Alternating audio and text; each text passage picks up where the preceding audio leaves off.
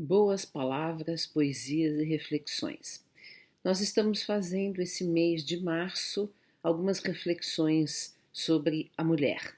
E hoje nós vamos falar sobre a maternidade, um tema complexo, delicado, principalmente diante de tantas discussões, tantos debates, tantas polêmicas que existem hoje, né, em torno desse assunto.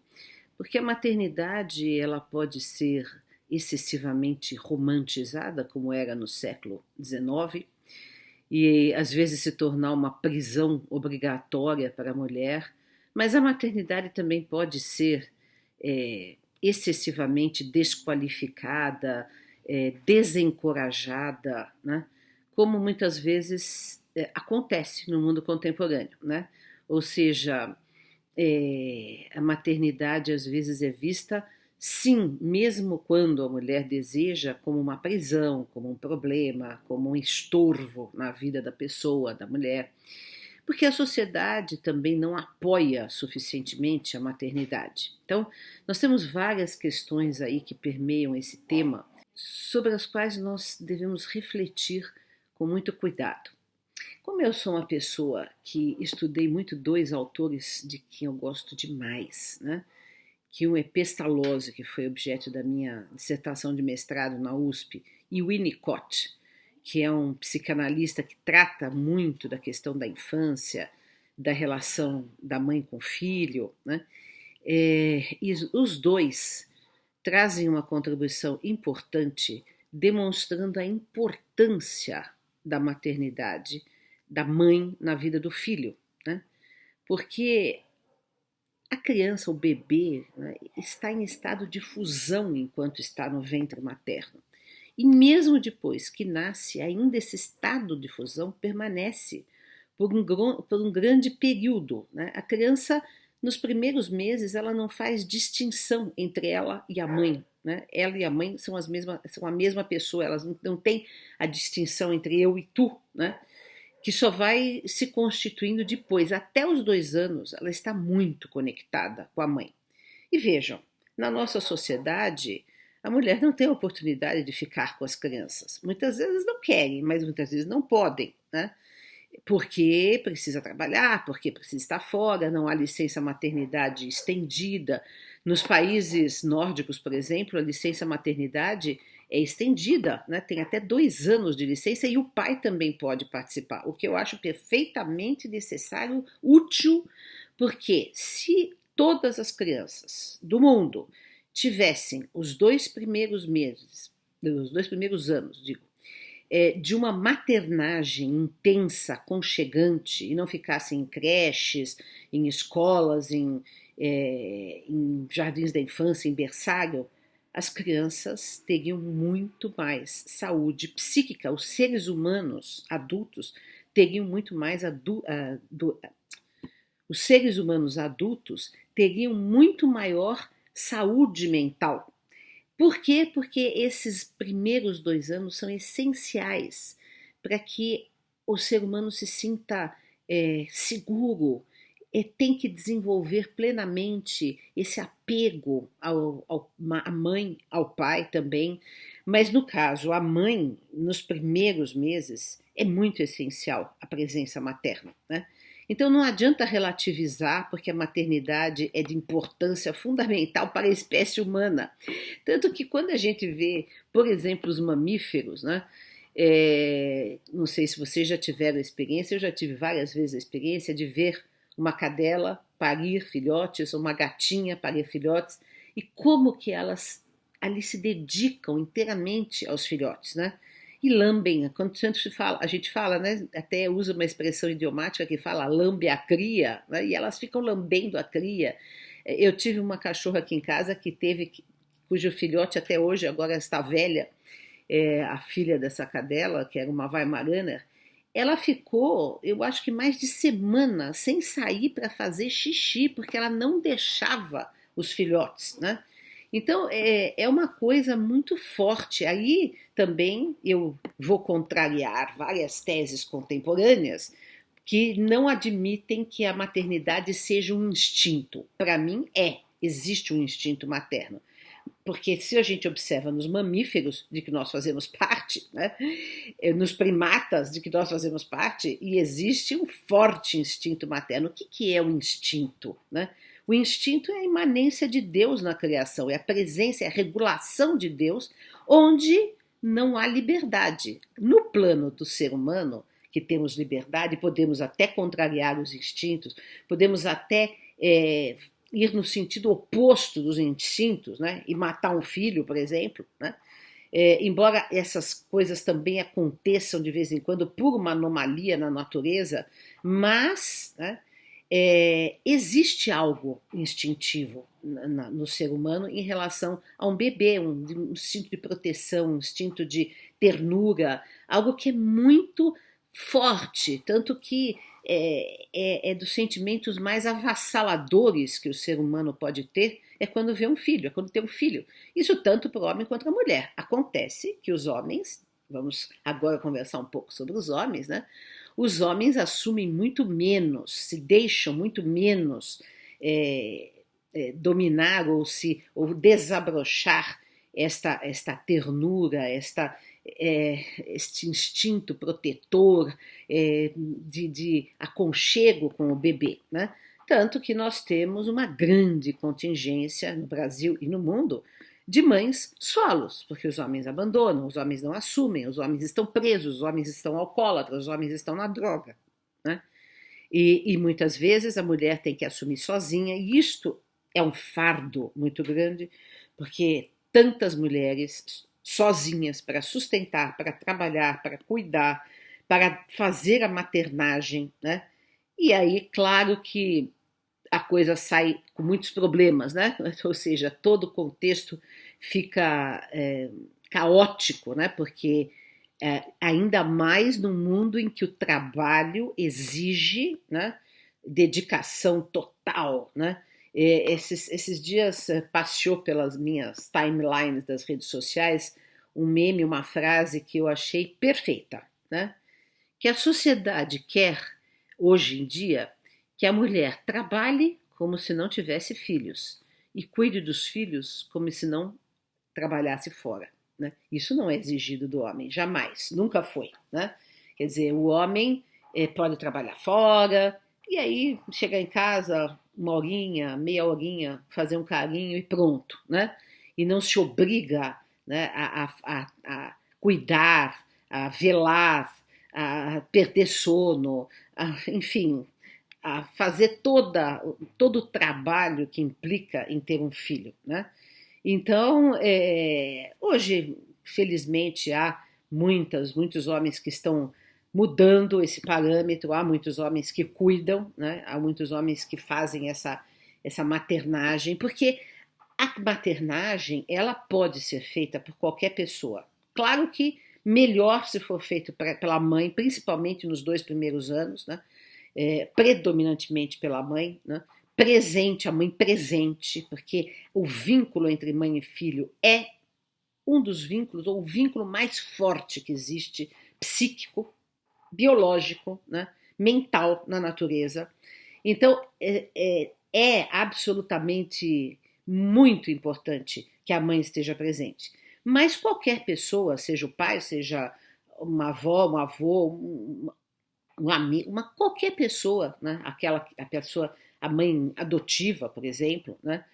Que não é a mãe biológica, o pai adotivo, quem for, né? Pode fazer com muito mérito, com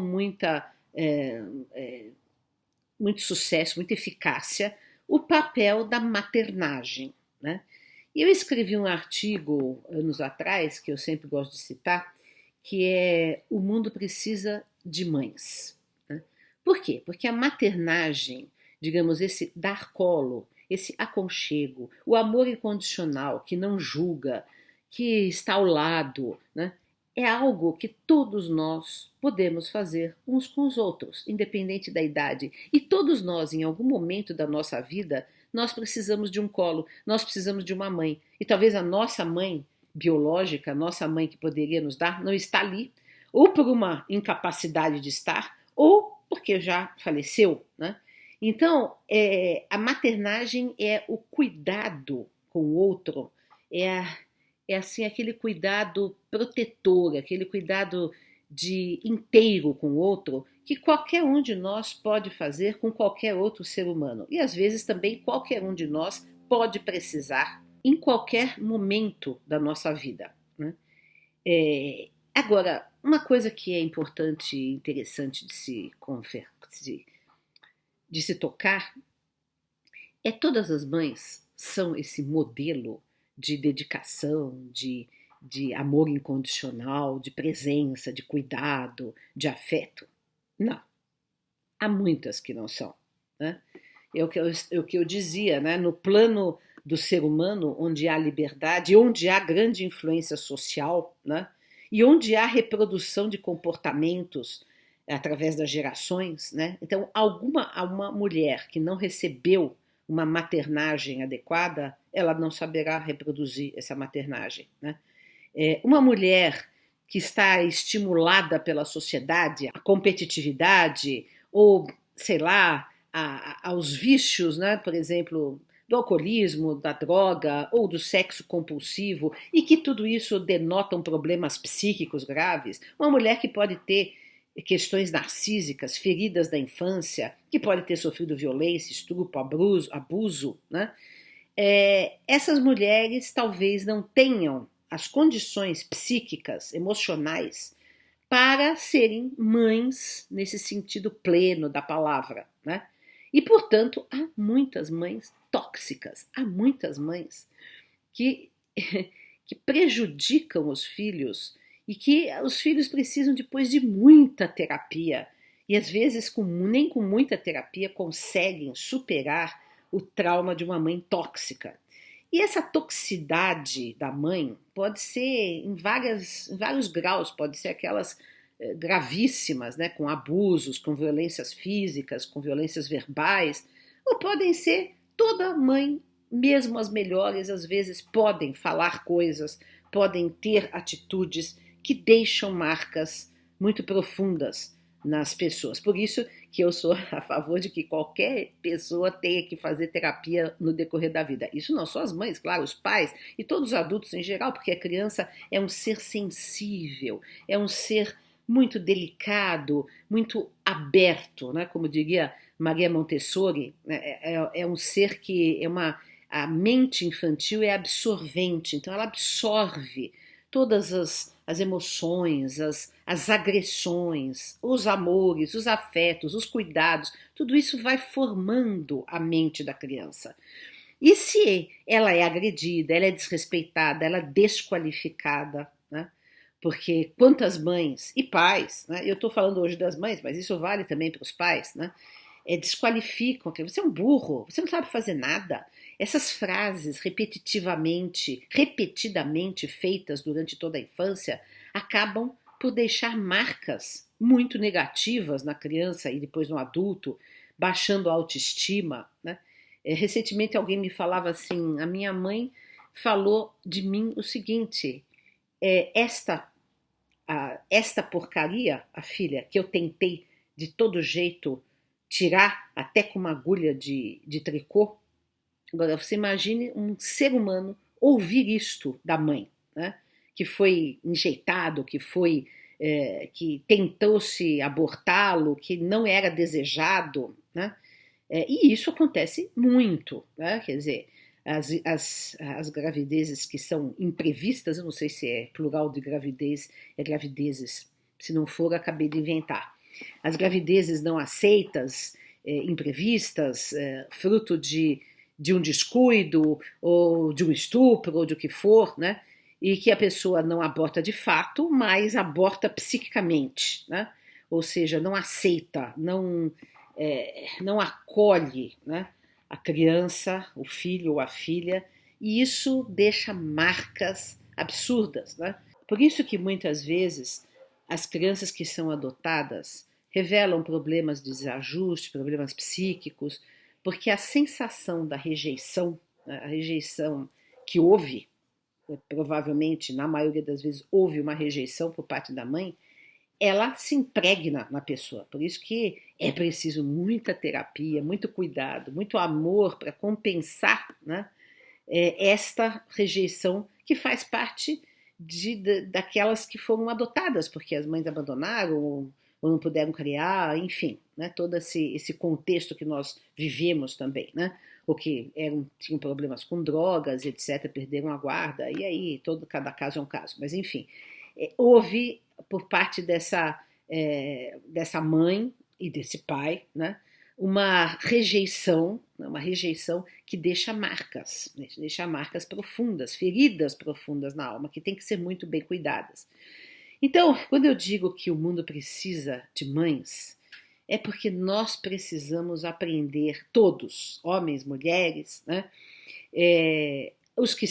as pessoas que são mães de fato, né, biológicas, as que são mães não biológicas, mas mesmo as que não têm filhos, as pessoas que não têm filhos propriamente, nem biológicos, nem adotivos, nem espirituais, né, precisam aprender este dom do amor incondicional, do cuidado, do acolhimento, porque é isso que pode salvar o mundo e porque todos nós precisamos disso, né? E eu vou hoje terminar com 2 poemas que eu fiz para minha mãe, né? A minha mãe, como todas as mães, tinha as suas limitações, né, do contexto, da sua época, da educação também que ela recebeu, mas ela foi uma mãe muitíssimo presente, que estava o tempo inteiro ali e deixou marcas muito positivas na minha vida, embora também tenha que ter, eu fiz terapia também para desenrolar aquilo que não foi tão positivo. Então, também isso nós temos que reconhecer, porque é duro, de fato, a gente vê que a nossa mãe não é perfeita, e nenhuma é, né? Nem nosso pai, nem nossa mãe, ninguém que amamos são seres perfeitos, tem as suas questões, né? E aí, justamente, o amor maduro, nosso adulto, é aquele que consegue continuar amando, desidealizando a pessoa amada, seja a mãe, seja o pai, seja alguém que amamos na vida, um grande amor, né? A gente ama sem idealizar. Amar sem idealizar é algo que é significativo de uma maturidade, né? Então, eu vou ler aqui. Minha mãe tinha uns olhos azuis muito bonitos, né? Então, mas eram uns olhos muito expressivos, né? E inclusive quando ela estava morrendo de câncer no hospital, as pessoas iam visitá-la e aqueles olhos saltavam no meio da sala, né, do quarto, porque era muito, né? Então, eu falo aos olhos de minha mãe: enquanto teus olhos de céu seguirem os meus, um frescor de manhã me embalará na luta. Enquanto não me deixares ao léu, trazendo um pedaço de Deus, um vigor de maçã me deixará a alma enxuta. Segue-me sempre, serena, segura, de olhar estrelado, etéreo de sonhos, longínquo, azulado. Este teu olhar, de que o meu não esquece, é um fio de prece, que me prende e aquece. Este teu olhar, que no meu não fenece, sempre há de me levar a um recanto de lar. Essa é uma que está no meu livro A Hora de Dora. E agora a outra, que é outra homenagem para ela. Eu tenho várias poesias para minha mãe. Ela faleceu, vai fazer agora 25 anos, né? Muito jovem ainda, com 60 anos. Mãe de abril. Em abril vieste ao mundo. Em abril te despediste. Te abriste à humana existência e depois à transcendência. Em abril também casaste, fundando nossa família. Foi desse tronco sólido que nasci como tua filha. E de abril a abril te chamo para acalmar a saudade, pois que a cada abril te amo com mais afinco e verdade. No abril florido da Europa, quantas flores nos olharam. No abril do Brasil de outono, passaste em suave sono.